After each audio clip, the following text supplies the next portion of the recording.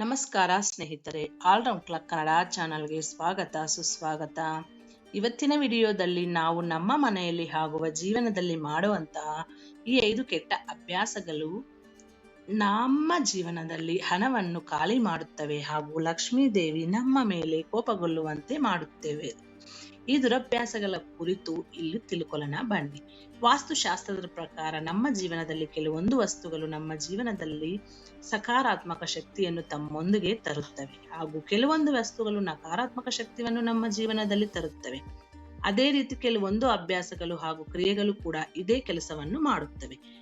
ನಮ್ಮಲ್ಲಿ ಇರುವಂತಹ ಕೆಲವೊಂದು ಅಭ್ಯಾಸಗಳು ಕೂಡ ಇದೇ ಕೆಲಸವನ್ನು ಮಾಡುವುದರಿಂದಾಗಿ ಅವುಗಳ ಬಗ್ಗೆ ನಾವು ಸ್ವಲ್ಪ ಮಟ್ಟಿಗೆ ಹೆಚ್ಚಿನ ಮಾಹಿತಿಯನ್ನು ತಿಳಿದುಕೊಳ್ಳುವುದರಿಂದ ನಕಾರಾತ್ಮಕ ಶಕ್ತಿಯನ್ನು ದೂರ ಇರಿಸಿಕೊಳ್ಳಬಹುದಾಗಿದೆ. ವಾಸ್ತುಶಾಸ್ತ್ರದ ಪ್ರಕಾರ ಕೆಲವೊಂದು ವಸ್ತುಗಳ ಸಂಬಂಧ ಎನ್ನುವುದು ಆರ್ಥಿಕ ಪ್ರಗತಿಯ ಜೊತೆಗೆ ಲಿಂಕ್ ಆಗಿರುತ್ತವೆ. ಹೀಗಾಗಿ ನಡೆದುಕೊಳ್ಳುವ ರೀತಿ ಸರಿಯಾಗಿಲ್ಲದೆ ಹೋದಲ್ಲಿ ಅದು ನಮ್ಮ ವಿರುದ್ಧ ಆರ್ಥಿಕವಾಗಿ ನಕಾರಾತ್ಮಕವಾಗಿ ಕಾಣಿಸಿಕೊಳ್ಳಲಿದೆ.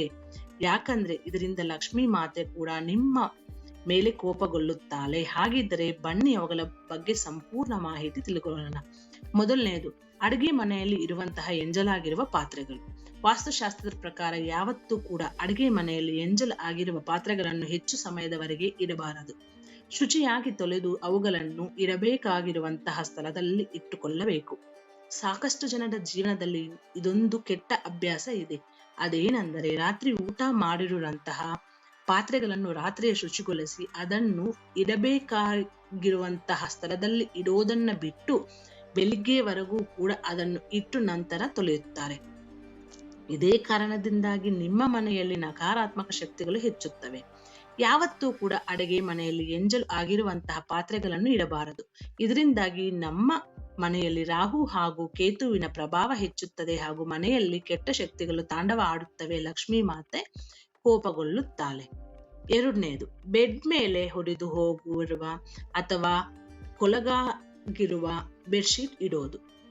ನೀವು ಯಾವ ಬೆಡ್ ಮೇಲೆ ಮಲಗುತ್ತೀರೋ ಅದರ ಮೇಲೆ ಯಾವುದೇ ರೀತಿಯ ಕೊಳಗಾಗಿರುವಂತಹ ವಸ್ತ್ರವನ್ನು ಇಡಬಾರದು. ಅದರಲ್ಲಿಯೂ ವಿಶೇಷವಾಗಿ ಕೊಳಗಾಗಿರುವ ಅಥವಾ ಹುರಿದು ಹೋಗಿರುವಂತಹ ಬೆಡ್ಶೀಟ್ ಅನ್ನು ಇಡಲೇಬಾರದು. ಇದು ನಿಮ್ಮ ಅದೃಷ್ಟದ ಮೇಲೆ ನಕಾರಾತ್ಮಕ ಪರಿಣಾಮವನ್ನು ಬೀರುತ್ತದೆ. ಬೆಳಗ್ಗೆ ಎದ್ದ ತಕ್ಷಣ ಮೊದಲಿಗೆ ನೀವು ಮಾಡಬೇಕಾಗಿರುವಂತಹ ಕೆಲಸ ಏನೆಂದರೆ ಬೆಡ್ಶೀಟ್ ಅನ್ನು ಸರಿಯಾದ ರೀತಿಯಲ್ಲಿ ಮಡಚಿಡಬೇಕು. ತುಂಬಾ ದಿನಗಳವರೆಗೆ ಒಂದೇ ಬೆಡ್ಶೀಟ್ ಅನ್ನು ನಿಮ್ಮ ಬೆಡ್ ಮೇಲೆ ಹಾಸಿಡಬೇಡಿ. ಬೆಡ್ ಮೇಲೆ ಹೊದಸಿಡುವ ಬೆಡ್ಶೀಟ್ ಕೊಳೆಕಾಗಿದ್ರೆ ನಿಮ್ಮ ಜೀವನದಲ್ಲಿ ಕೂಡ ಸಾಕಷ್ಟು ಅನಾಹುತಗಳು ಅಥವಾ ದುರದೃಷ್ಟ ಕೆಲಸಗಳು ನಡೆಯಬಹುದಾಗಿರುತ್ತದೆ. ದೇವರ ಕೊನೆಯಲ್ಲಿ ಕೊಳೆಕಾಗಿರಿಸುವುದು. ಪ್ರತಿಯೊಬ್ಬದ ಮನೆಯಲ್ಲಿ ಕೂಡ ದೇವರ ಕನೆ ಅತ್ಯಂತ ಪವಿತ್ರವಾದ ಸ್ಥಳ ಎಂಬುದಾಗಿ ಪರಿಗಣಿಸಲಾಗುತ್ತದೆ. ಪ್ರತಿಯೊಂದು ದೈವಿಕ ಕಾರ್ಯಗಳ ಪ್ರಾರಂಭ ಅಲ್ಲಿಂದಲೇ ಆಗುವುದು. ಹೀಗಾಗಿ ಬೆಳಿಗ್ಗೆ ಎದ್ದು ಶುಚಿಯಾದ ನಂತರ ಪ್ರಮುಖವಾಗಿ ಮೊದಲಿಗೆ ಪೂಜೆ ಮಾಡುವುದಕ್ಕಿಂತ ಮುಂಚೆ ದೇವರ ಕೊನೆಯನ್ನು ಚೆನ್ನಾಗಿ ಸ್ವಚ್ಛ ಮಾಡಿಸಿದ ನಂತರ ದೇವರ ಪೂಜೆ ಮಾಡಬೇಕು.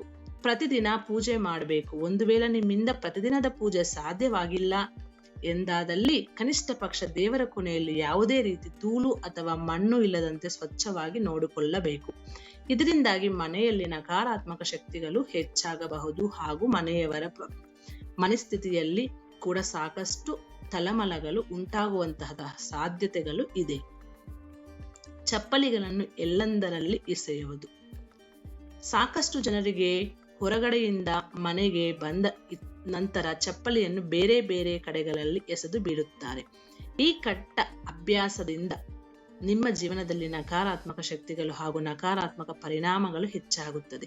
ಇನ್ನು ಯಾವತ್ತೂ ಕೂಡ ಮನೆಯ ಮುಂದೆ ಚಪ್ಪಲಿಯನ್ನು ಇಡುವ ಸಂದರ್ಭದಲ್ಲಿ ಮುಖ್ಯ ದ್ವಾರಕ್ಕೆ ತಾಗುವ ರೀತಿಯಲ್ಲಿ ಚಪ್ಪಲಿಯನ್ನು ಯಾವುದೇ ಕಾರಣಕ್ಕೂ ಇಡಬಾರದು. ಯಾಕಂದ್ರೆ ಮುಖ್ಯ ದ್ವಾರದಿಂದಲೇ ಮನೆಗೆ ಲಕ್ಷ್ಮಿ ಕಾಲಿಡುವ ಕಾರಣದಿಂದಾಗಿ ಈ ರೀತಿಯ ತಪ್ಪು ಕೆಲಸಗಳನ್ನು ಆಕೆಗೆ ರೂಪವನ್ನು ತರಿಸಬಹುದಾಗಿದೆ. ಇದೇ ಕಾರಣಕ್ಕಾಗಿಯೇ ಪಾದರಕ್ಷೆಗಳನ್ನು ಇಡೋದಕ್ಕೆ ಅಂತಾನೆ ಬೇರೆ ಸ್ಥಳವನ್ನು ಪ್ರತ್ಯೇಕವಾಗಿ ಇರಿಸಬೇಕು. ಇದರಿಂದಾಗಿ ಚಪ್ಪಲಿಗಳನ್ನು ಶಿಸ್ತಿಯಿಂದ ಇಡಬಹುದು. ಊಟ ಮಾಡಿದ ನಂತರ ತಟ್ಟೆಯಲ್ಲಿ ಕೈ ತೊಳೆಯಬಾರದು. ನಮ್ಮಲ್ಲಿ ಸಾಕಷ್ಟು ಜನರಿಗೆ ಊಟ ಮಾಡಿದ ನಂತರ ಬಟ್ಟಲಿನಲ್ಲಿಯೇ ಕೈ ತೊಳುವಂತಹ ಅಭ್ಯಾಸ ಇರುತ್ತದೆ. ಊಟ ಮಾಡಿದ ಕೂಡಲೇ ನಿಮ್ಮ ಬಟ್ಟಲೆಯನ್ನು ತೆಗೆದುಕೊಂಡು ಕಿಚನ್ನಲ್ಲಿ ಇಡಿ ಹಾಗೂ ಕೂಡಲೇ ಅಲ್ಲಿ ಕೈ ತೊಳೆದುಕೊಳ್ಳಿ. ಒಂದು ವೇಳೆ ನೀವು ಊಟ ಮಾಡಿದ ಕೂಡಲೇ ಅಲ್ಲಿ ಬಟ್ಟಲಿನಲ್ಲಿ ಕೈ ತೊಳೆದುಕೊಳ್ಳುವ ಮೂಲಕ ನಿಮ್ಮ ಆರ್ಥಿಕ ಶಕ್ತಿಯನ್ನು ಕುಂಠಿತಗೊಳಿಸುವಂತಹ ಕೆಲಸವನ್ನು ನಿಮ್ಮ ಕೈಯಾರೆ ನೀವೇ ಮಾಡುತ್ತೀರಿ. ಇದರಿಂದಾಗಿ ನಿಮ್ಮ ಆರೋಗ್ಯ ಸಮಸ್ಯೆ ಕಂಡು ಬರುವಂತಹ ಸಾಧ್ಯತೆ ಕೂಡ ಇರುತ್ತದೆ. ಇದು ಮಾತ್ರವಲ್ಲದೆ ಜೀವನದಲ್ಲಿ ಪ್ರಗತಿ ಕೂಡ ನಿಧಾನಗತಿಯನ್ನು ಪಡೆದುಕೊಳ್ಳುತ್ತವೆ. ಹೀಗಾಗಿ ಇವಿಷ್ಟು ಕೆಲಸಗಳನ್ನು ಯಾವತ್ತೂ ಕೂಡ ನೀವು ಮನೆಯ ಒಳಗೆ ಮಾಡಬೇಡಿ. ಹಾಗೂ ಇದರಿಂದಾಗಿ ಲಕ್ಷ್ಮೀ ದೇವಿ ನಿಮ್ಮ ಮೇಲೆ ಕೋಪ ಮಾಡಿಕೊಳ್ಳುವುದರಿಂದಾಗಿ ಹಣದ ಅಭಾವ ಉಂಟಾಗುವ ಸಾಧ್ಯತೆ ಇರುತ್ತದೆ.